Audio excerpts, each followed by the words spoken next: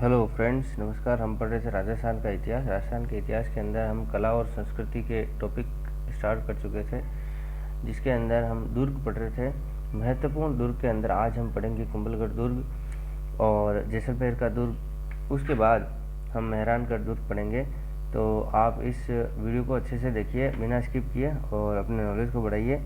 ये मेरा hand written notes का प्रयास, अगर आपको अच्छा लगता है तो इसको लाइक और अगर कोई डाउट है तो उस पर कमेंट कीजिए, जिससे कि मुझे पता चले कि हाँ, आपको कोई प्रॉब्लम तो नहीं आ रही है।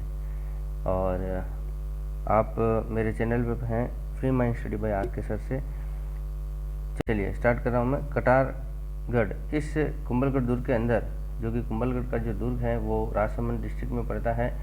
इसके अंदर एक कटारगढ़ है जो कि लघु दुर्ग के नाम से जाना जाता है, जिसको कुंभाजी का निवास स्थल भी कहते हैं। आगे देखते हैं बादल महल।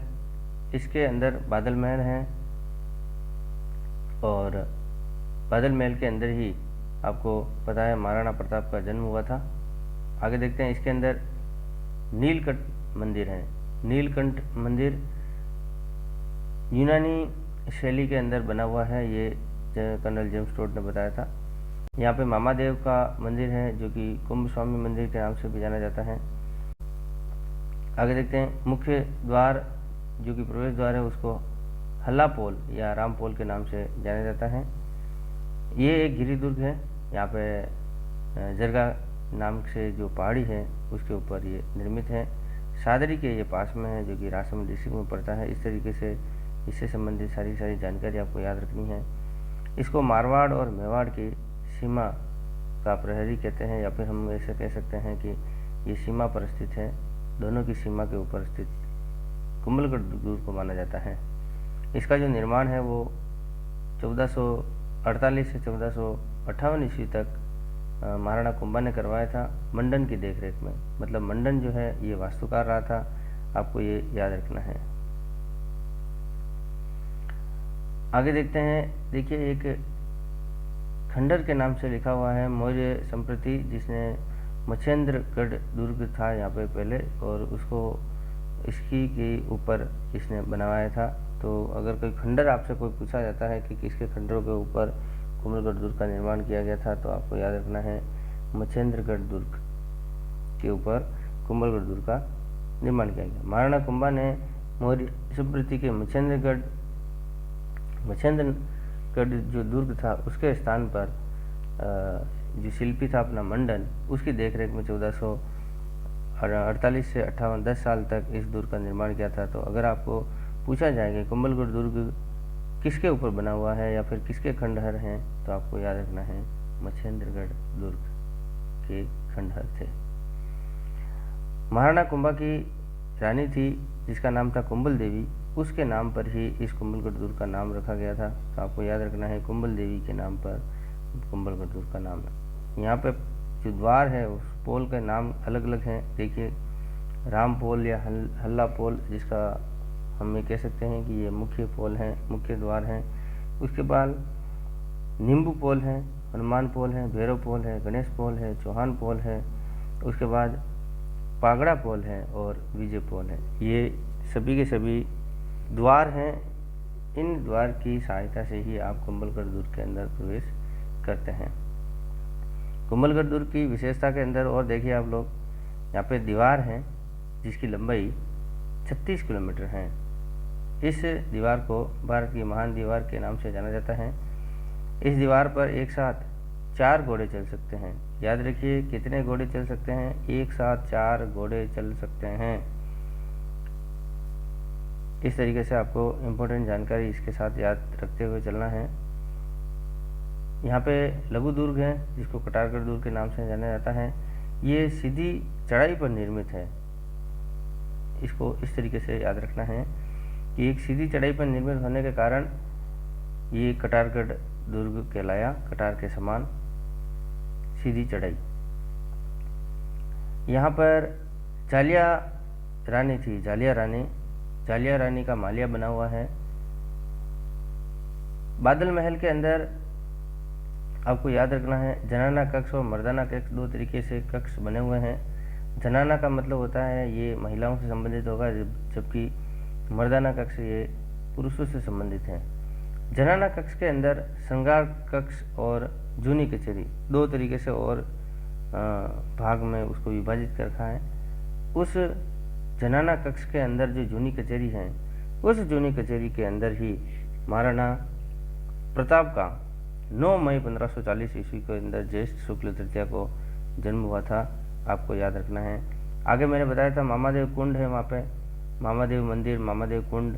तो मामादेव मंदिर जो है उसको कुंभ स्वामी मंदिर के नाम से जाना जाता है, जबकि मामादेव कुंड के पास ही महाराणा कुंभा की छतरी है। महाराणा कुंभा का जो हत्या है वो उसके पुत्र उदा ने कर दी थी मामादेव कुंड के पास ही। तो महाराणा कुंभा की छतरी यहीं पे बनी हुई है, जबकि उड़ना राजकुमार की छतरी भी यहीं पे बनी हुई है। वही उड़ना राजकुमार जिसकी 12 खंभों की छतरी यहाँ पे प्रसिद्ध है। नीलकंठ मंदिर मैंने थोड़ी देर पहले बताया था, जिसको कर्नल जेम्स टॉड ने बताया कि यूनानी शैली के अंदर बना हुआ है, तो ये यहीं पर स्थित है। मामादेव मंदिर या कुंभ स्वामी मंदिर जिस पर प्रशस्ति लगी हुई है, आपको याद रखना है 5 काली शिलाओं पर ये उत्कीर्ण है और इसको कुंभलगढ़ प्रशस्ति के नाम से जाना जाता है। वर्तमान में इसको उदयपुर के अंदर रखा हुआ है, उदयपुर संग्रहालय के अंदर। ये संस्कृत भाषा में उत्कीर्ण है। इसके जो लेखक है वो कान्हा व्यास हैं, आपको याद रखना है। जबकि डॉक्टर गौरीशंकर हीराचंद ओझा के अनुसार इसके जो कुंभलगढ़ प्रशस्ति के जो लेखक हैं वो महेश दास बताए गए हैं, तो आपको याद रखना है। कर्नल जेम्स टॉड ने इस दुर्ग की जो तुलना है वो एस्ट्रूकन से की है, तो ये भी आपको याद रखना है कि भारत के अंदर या अगर आपसे क्वेश्चन पूछा जाए कि राजस्थान का ऐसा कौन सा दुर्ग है जो एस्ट्रूकन दुर्ग से तुलना की गई है, तो आपको याद रखना है कुंभलगढ़ दुर्ग। इस कुंभलगढ़ दुर्ग से संबंधित जो कथन रहे हैं, अलग अलग इतिहासकार ने अलग अलग कथन दिए हैं। तो एक अबुल फजल का कथन काफ़ी ज़्यादा प्रसिद्ध रहा है, तो वो देखिए। कटारगढ़ की ऊंचाई के बारे में उसने ऐसा बोला कि मारवाड़ बादल महल है कटारगढ़ दुर्ग के बारे में, कुंभलगढ़ दुर्ग के बारे में, कि ज़मीन से अगर कोई इसको ऊपर की तरफ देखे तो उसके सिर की पगड़ी गिर जाती है। तो ये जो कथन था कटारगढ़ की ऊंचाई के बारे में, तो ये अबुल फजल ने इस तरीके से कहा था, आपको याद रखना है। कटारगढ़ दुर्ग को मेवाड़ की आंख भी कहते हैं, ये भी आपको याद रखना है। आगे देखते हैं, जैसे 1577 ईस्वी में शाहबाज खान ने महाराणा प्रताप से यह दुर्ग छीन लिया था, तो ये भी आपको याद रखना है। शाहबाज खान ने महाराणा प्रताप से इस दुर्ग को कब छीना था, तो ये शाहबाज ने छीना था। शाहबाज कौन था? शाहबाज जो है था वो अकबर का सेनापति था। इस तरीके से आपको जानकारी याद रखते हुए पढ़ते जाना है। 1577 ईस्वी के अंदर छीना था। तो लगभग ये कुंभलगढ़ दुर्ग से संबंधित सारी जानकारी आपको याद रखनी है। जैसलमेर का दुर्ग, जिसको सोनारगढ़ भी कहते हैं, ये सर्वाधिक बुर्जों वाला किला है, जबकि इसके अंदर 99 बुर्जें हैं, पूरी नहीं है। इसके अंदर 2.5 शाखे हुए हैं, पूरे शाखे हुए ही नहीं, मतलब इसके अंदर कुछ न कुछ काम अधूरे रहे हैं। तो 99 बुर्जों वाला, 2.5 शाखों वाला है, तो इस तरीके से आपको याद रखना है। जबकि सबसे ज़्यादा बुर्ज ये इसी जैसलमेर गढ़, जो जैसलमेर का किला है, जैसलमेर का दुर्ग है, या फिर सोनारगढ़ का किला है, उसी के अंदर हैं। इसकी जो नींव है वो 1155 ईस्वी में राव जैसल ने रखी थी, विशाल ऋषि के तालाब पर, आपको याद रखना है। और 12 जुलाई का समय था, 12 जुलाई 1155 ईस्वी को इसमें इस दुर्ग की नींव रखी थी। डॉक्टर दशरथ शर्मा के अनुसार शालिवाहन सेकंड के काल में इस दुर्ग का 7 वर्षों में निर्माण कार्य पूर्ण हुआ था, आपको इस तरीके से याद रखना है। शालिवाहन सेकंड के नेतृत्व में या शालिवाहन सेकंड के काल के अंदर 7 वर्षों में इस दुर्ग का निर्माण कार्य पूर्ण हुआ था। ये जिस पहाड़ी पर बना हुआ है उसका आपको याद रखना है। जैसे मैंने अभी आपको बताया कुंभलगढ़ दुर्ग जो है जरगा की पहाड़ी पर बना हुआ है, तो जैसलमेरगढ़ दुर्ग जो है वो त्रिकुट पहाड़ी पर बना हुआ है। इसको स्वर्णगिरी दुर्ग के नाम से भी जाना जाता है। स्वर्ण यानी सोने के समान। इसके जो उपनाम हैं वो काफ़ी ज़्यादा प्रसिद्ध रहे हैं उपनाम। देखिए सोनारगढ़ दुर्ग, फिर आलसाय शिव के समान इसको बताया था। 99 बुर्जों वाला किला है, सर्वाधिक बुर्जों वाला किला इसी को माना जाता है। घोरागढ़ के नाम से इसको जानते हैं, घोरागढ़। रेत के समुद्र में लंगर डाले हुए जहाज के समान भी इसको ही माना है, तो आपको याद रखना है, इसके काफ़ी ज़्यादा उपनाम हैं। इसको रेगिस्तान का स्वर्ण भी कहा जाता है, रेगिस्तान का गुलाब कहा जाता है, राजस्थान का अंडमान इसी को कहा गया है, गलियों का दुर्ग इसी को कहा गया है। सोनगढ़ दुर्ग या सोनगिरी दुर्ग, त्रिकुटगढ़ दुर्ग भी इसी को कहा गया है, और बाटी भट्ट किवाड़ भी इसी को कहा गया है। तो बहुत सारे इसके उपनाम हैं। आप इस दुर्ग के बारे में जितने भी उपनाम हैं लगभग एक बार इसको गो थ्रू करिए और बाकी आपको याद हो जाएंगे। गलियों का शहर जैसलमेर को कहा गया है, जबकि गलियों का दुर्ग जैसलमेर दुर्ग को कहा गया है। इस दुर्ग के बारे में कहावत यह है कि गढ़ दिल्ली गढ़ आगरो अधगढ़ बीकानेर, भलो चाली गो भाटियों सिरे तो जैसलमेर। तो इस तरीके से आपको इसके जो ये कहावत हैं वो आपको याद रखनी है।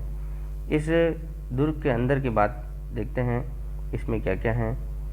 इसमें बादल महल हैं और ये दोहरे घाघरे नुमा परकोटे से मतलब ये परिक्रमित हैं, इसको मतलब रक्षित किया गया है। अंदर वाले को इसको कमरकोट के नाम से जाना जाता है। इस दुर्ग में आवड़ माता का मंदिर भी स्थित है, जिसमें लक्ष्मी नारायण मंदिर भी बना हुआ है। ये इसके अंदर जो मूर्ति है जो मेड़ता से लाई गई थी, इस तरीके से आपको याद रखना है लक्ष्मी नारायण जी की। तो ये सारी की सारी जानकारी आपको इससे संबंधित याद रखना है। मंदिर के जो कपाट है वो चांदी के हैं, इस तरीके से आपको याद रखना है। सोने और चांदी से निर्मित कपाट किसके हैं? मंदिर के कपाट। इसमें बादल महल या जिसको ताजिया टावर के नाम से भी जाना जाता है, इसके अंदर सबसे बड़ा है ये बादल महल। जितने भी बादल महल बने हुए हैं राजस्थान के किलों के अंदर, दुर्गों के अंदर, उनमें से सबसे बड़ा बादल महल यही है, यही का है, जैसलमेर दुर्ग का। भूमिगत संग्रहालय इसके अंदर बना हुआ है, जिसका निर्माण जिन दत्सूरी ने करवाया था, जिसको जैन भंडार या जैसलमेर भंडार के नाम से भी जाना जाता है। इसी पर एक मंदिर बना हुआ है जिसको हम जैन मंदिर के नाम से जाना जाता है, आपको याद रखना है। विश्व का सबसे प्राचीन भूमिगत संग्रहालय अगर पूछा जाता है सभी संग्रहालयों में, तो ये यहीं पर है, आपको याद रखना है। यहाँ पे प्रमुख जो महल बने हुए हैं वो आपको याद रखना है। सर्वोत्तम विलास महल, जवार विलास महल जिसको ईशान बंगला के नाम से भी जाना जाता है, गज विलास महल, ये 3 तरीके से सबसे प्रमुख महल रहे हैं इसी दुर्ग के अंदर। जो अब हम इस दुर्ग के प्रवेश द्वार के बारे में जानते हैं। देखिए अक्षयपोल या अखेपोल, अक्षयपोल या अखेपोल के बारे में, ये मरु महोत्सव का जो प्रारंभ होता है वो यहीं से होता है, इसी मुख्य प्रवेश द्वार से, जिसको अक्षयपोल या अखेपोल के नाम से जाना जाता है। जसलू कुआं, देखिए जसलू कुआं जो कि द्वापर काल में भगवान श्री कृष्ण ने अपने सुदर्शन चक्र से इसका निर्माण किया था, तो आपको याद रखना है जसलू कुआं का निर्माण। लक्ष्मी नारायण जी का जो है, यहाँ पे लक्ष्मी नारायण जी का मंदिर भी है, और लक्ष्मी नारायण जी जो कि जैसलमेर के कुल देवता, यहाँ के शासकों के कुल देवता माने गए हैं, आपको याद रखना है। यहाँ की जो जैसलमेर लक्ष्मी नारायण जी की जो मूर्ति है वो मेड़ता से लाई गई थी, मैंने आपको बताया था। इस दुर्ग में कास्ट यानी लकड़ी की छतें हैं, आपको याद रखना है। किसकी छतें बनी हुई हैं? लकड़ी की। और इस लकड़ी की जो छतें हैं, इसको बचाने के लिए, दीमक से बचाने के लिए गौमूत्र से इसके ऊपर लेप किया गया है। जब आप इसके अंदर जाएंगे दुर्ग के अंदर, तो आपको इस गौमूत्र की थोड़ी थोड़ी स्मेल आएगी, आपको याद रखना है। इस दुर्ग में कहीं पर भी मिट्टी और चूने का प्रयोग नहीं किया गया है, आपको याद रखना है। ये पीले पत्थर से निर्मित है, इस तरीके से ये एक पत्थर को दूसरे तीसरे पत्थर से के बीच में इस तरह से जॉइंट किया हुआ है, तो इसमें कहीं पर भी मिट्टी और चूने का प्रयोग नहीं किया गया है। पीले पत्थर का प्रयोग करने की वजह से ये पीले पत्थर स्वर्ण के समान दिखते हैं, इसलिए ये स्वर्णगिरी दुर्ग, सोनार दुर्ग के नाम से जाना जाता है। इस दुर्ग का प्रवेश द्वार धनुषाकृति के अंदर है। धनुष जैसे होता है, जिस धनुष के समान आकृति में बना हुआ है, संकरा बना हुआ है, धनुषाकृति में संकरा बना हुआ है। ये 92 श्रेणी की विशेषता से युक्त है, क्योंकि ये जैसलमेर का जो दुर्ग है, जैसलमेर मरुस्थल से घिरा हुआ है, तो 92 श्रेणी के अंदर आता है। यहाँ पे 2.5 शाखे हुए हैं, आपको याद रखना है। पहला शाखा जो हुआ है वो 1312 ईस्वी के अंदर रहा, गोपीनाथ शर्मा के अनुसार, आपको याद रखना है। आक्रमणकारी अलाउद्दीन खिलजी था और मूलराज भाटी उस समय यहाँ के शासक थे, आपको याद रखना है। दूसरा शाखा 1359 ईस्वी में हुआ था, फिरोज शाह तुगलक आक्रमणकारी था, जबकि राव दूधा यहाँ पे शासक थे इसमें। और तीसरा जो रहा था वो अर्ध शाखा रहा था, 1550 ईस्वी में हुआ था। केसरिया हुआ, जबकि जौहर नहीं हो पाया था। यहाँ पे जो शासक थे उस समय राव लूणकरण थे। लूणकरण उस समय यहाँ के शासक थे, तो केसरिया उनके नेतृत्व में रहा था, जबकि आक्रमणकारी जो था वो अमीर अली यहाँ पे आक्रमणकारी था, अमीर अली। और यहाँ पे धोखे से आक्रमण कर लिया गया था, इसलिए यहाँ पे जौहर नहीं हो पाया था, जबकि केसरिया हो गया था। तो 1359 ईस्वी में दूसरा शाखा रहा था, आपको मैंने अभी बताया था। और 1459 में जोधपुर की स्थापना हुई थी और 1559 में उदयपुर की स्थापना हुई थी। तो ये 59 का आपको हर 100 साल के अंदर क्या क्या रहा है, आपको ये थोड़ी सी जानकारी याद रखनी है। 1359 में दूसरा शाखा जैसलमेर का, 1459 में जोधपुर की स्थापना हुई थी, राव जोधा ने उसकी जोधपुर की स्थापना करी थी। और 1559 में उदय सिंह जी ने उदयपुर की स्थापना करी थी, तो ये याद रखना है। मूलराज भाटी सेकंड ने ईस्ट इंडिया कंपनी से संधि की थी 1818 ईस्वी के अंदर, तो ये भी आपको याद रखना है, मूलराज भाटी। राव लूणकरण जैसलमेर के शासक थे, तो राव लूणकरण के समय ही अर्ध शाखा हुआ था। तो उनकी जो पुत्री थी उमादे, उसका जो विवाह है राव मालदेव से किया गया था, मारवाड़ के। वही उमादे थी जो रूठी रानी के नाम से जानी जाती थी। ये मारवाड़ के शासक थे मालदेव। छोटी छोटी जानकारी आपको इससे संबंधित मैं दे रहा हूँ। शेर के अंगड़ाई लेते समान अगर कोई दुर्ग दिखाई देता है तो यही आपका जैसलमेर का दुर्ग दिखाई देता है। जेसाग तोप यहाँ पे रखी हुई है, आपको ये भी याद रखनी है। कौन सी तोप रखी है? जेसाग तोप। जैसलमेर से रिलेटेड मैं आपको बताता हूँ कि बाबा रामदेव जी का मंदिर भी इसी दुर्ग के अंदर भी बना हुआ है। और जैसलमेर जो ज़िला है, जैसलमेर ज़िले से उसी के अंदर रूनीचा पड़ता है, तो वो लगभग 150-200 किलोमीटर के डिस्टेंस पर रूनीचा स्थान है, जहाँ बाबा रामदेव जी का मंदिर, विशाल मंदिर बना हुआ है, जो कि वर्तमान में जो भी उसको स्वरूप दे रखा है वो महाराजा गंगा सिंह जी ने बाबा रामदेव जी के मंदिर का वर्तमान स्वरूप दे रखा है, आपको याद रखना है।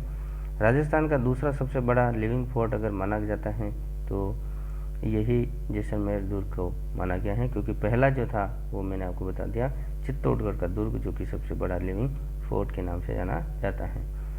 अब हम पढ़ते हैं मेहरानगढ़ दुर्ग। ये मेहरानगढ़ दुर्ग का निर्माण राव जोधा ने किया था। मैंने अभी आपको बताया 1459 ईस्वी में राव जोधा ने जोधपुर की स्थापना करी थी। तो देखिए इसका निर्माण कार्य 12 मई 1459 को शनिवार का दिन था, तो इसकी नींव रखी थी राव जोधा के द्वारा। और लोक मान्यता के अनुसार करणी माता के द्वारा इसकी नींव रखी गई थी। और यहाँ पे एक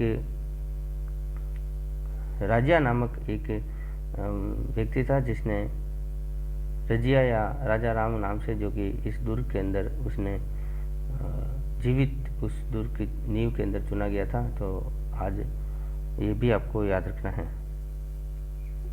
इस दुर्ग का जो निर्माण है वो पंचेतिया पहाड़ी पर किया गया था, आपको याद रखना है, जिसको इस दुर्ग का उपनाम जो है वो गढ़ चिंतामणि दुर्ग के नाम से भी जानते हैं।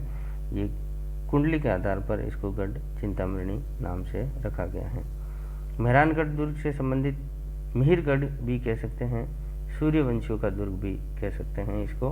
फारसी भाषा में मेहर का मतलब होता है सूर्य, तो इस वजह से इसको सूर्य के समान रखा गया है, सूर्यवंशियों के दुर्ग से संबंधित। कागमुखी दुर्ग है ये। कागमुखी दुर्ग मैंने आपको पहले बताया कि आगे से सकड़ा और पीछे से फैला हुआ, तो इसको कागमुखी दुर्ग के नाम से भी जाना जाता है। मयूर ध्वज गढ़ दुर्ग भी इसको कहते हैं, क्योंकि मयूर की आकृति के समान, मोर की आकृति के समान ये निर्मित है। अगर आपको पूछा जाए कि इसका ऊपर से, अगर सैटेलाइट से इसका व्यू देखा जाए तो कैसा दिखता है, तो भारत के नक्शे के समान अगर कोई दुर्ग दिखाई देता है तो वो मेहरानगढ़ दुर्ग ही है। आपको ये भी याद रखना है, ये इसमें लिखा हुआ नहीं है लेकिन आपको याद रखना है कि भारत के नक्शे के समान कौन सा दुर्ग दिखाई देता है, तो वो है मेहरानगढ़ दुर्ग।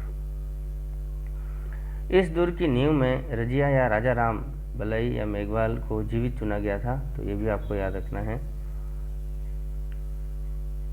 ब्राह्मण देवता की छतरी मंडोर, जो कि यहाँ पर कलेजी की आहुति दी गई थी ब्राह्मण देवता के, यहाँ पे इस तरीके से भी आपको याद रखना है। अब देखिए, ये आपके समान एक चित्र बना रखा है। इस चित्र के अंदर बहुत सारी जानकारी एक साथ लिखी हुई है, जो कि मेहरानगढ़ दुर्ग में क्या क्या है। देखिए, इसमें मुख्य प्रवेश द्वार, जिसको लोहा पोल के नाम से जाना जाता है, यहाँ पर सतियों की 21 हथेलियों के निशान बने हुए हैं। मुख्य प्रवेश द्वार पर जितनी भी सतियाँ हुई हैं, उन सती के कितनी सती हुई हैं ये भी आपको याद रखना है। 31 सतियाँ हैं, उनके हथेलियों के निशान यहाँ पे बने हुए हैं, जो कि मुख्य प्रवेश द्वार के ऊपर हैं। इस दुर्ग के अंदर चामुंडा माता का मंदिर बना हुआ है। यहाँ पे नागनेची माता का मंदिर बना हुआ है। यहाँ पे शेरशाह सूरी की मस्जिद बनी हुई है, ये भी आपको याद रखना है। शेरशाह सूरी ने जो मस्जिद बनाई है वो गिरी सुमेल का युद्ध हुआ था, उसकी विजय के उपलक्ष्य में बनाई, या फिर उसकी विजय के बाद ही यहाँ पे बनाई थी शेरशाह सूरी ने, तो ये आपको याद रखना है। शेरशाह सूरी अफगान शासक था। यहाँ पे फूल महल है, ये भी आपको याद रखना है। चोखेलाव महल भी यहाँ पे बना हुआ है। मोती महल बना हुआ है। श्रृंगार चौरी या श्रृंगार चौकी, ये भी आपको याद रखना है, यहाँ पे है। यहाँ पे एक छतरी बनी हुई है, एक सेनापति था भिया व धन्ना की छतरी यहाँ पे बनी हुई है, जिसको मामा भांजे की छतरी के नाम से भी जाना जाता है, तो आपको याद रखना है। मैंने अभी आपको बताया श्रृंगार चौकी के ऊपर महाराजाओं का राज तिलक किया जाता था, तो महाराजा तख्त सिंह के द्वारा ये निर्माण किया गया था इसका श्रृंगार चौकी का, तो आपको याद रखना है।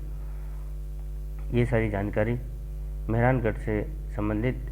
इसके अंदर जो तोपें रखी गई हैं ये काफ़ी एग्ज़ाम में पूछी गई हैं, जैसे किल किला नामक से तोप हैं, एक किल किला तोप, गजनी तोप, शंभू बाण तोप, बिच्छू बाण तोप और कड़क बिजली तोप। तो ये सारी की सारी जानकारी आपको याद रखनी है।